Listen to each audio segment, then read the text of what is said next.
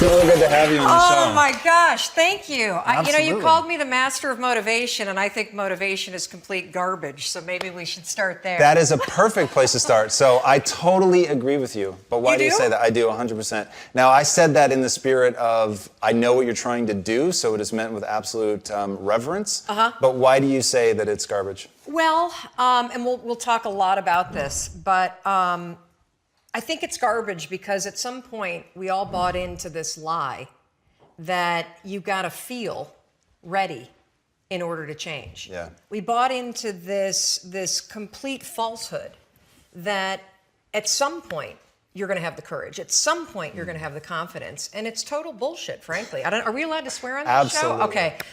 It's complete garbage, and so there are so many people in the world, and you may be watching this right now, and you have these incredible ideas, and what you think is missing is motivation. And that's not true. Because the way that our minds are wired, and the fact about human beings, is that we are not designed to do things that are uncomfortable or scary or difficult. Our brains are designed to protect us from those things because our brains are trying to keep us alive. And in order to change, in order to build a business, in order to be the best parent, the best spouse, to do all those things that you know you want to do with your life, with your work, with your dreams, you're going to have to do things that are difficult, uncertain, or scary, which sets up this problem for all of us. You're never going to feel like it.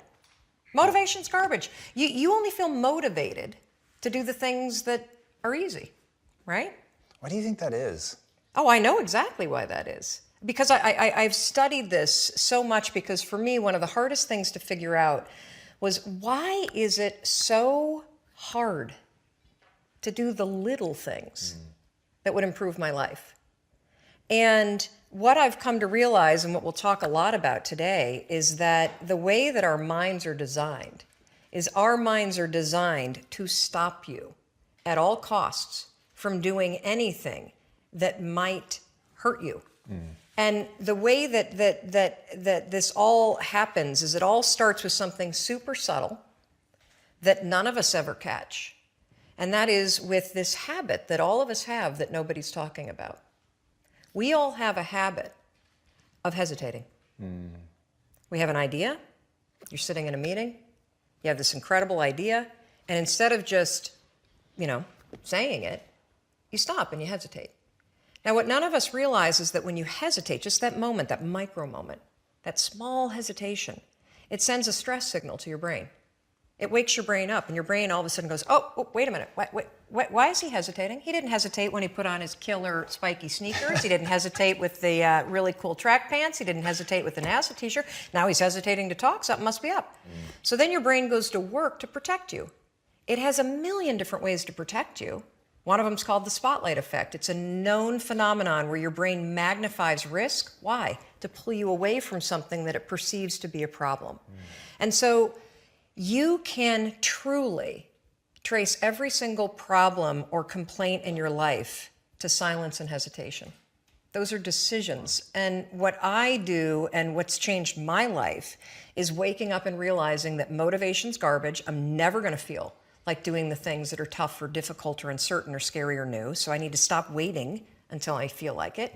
And number two, I am one decision away from a totally different marriage, a totally different life, a totally different job, a totally different income, a totally different relationship with my kids. Not like one decision, I'm divorcing you in the marriage example, but one decision on, you could be having a conversation with your spouse and you feel your emotions rise up, and within a tiny window, those emotions can take over and can impact how your marriage goes. Or you can learn how to take control of that micro moment and make a decision to act in a way that actually shifts your marriage. Right. Your life comes down to your decisions. And if you change your decisions, you will change everything.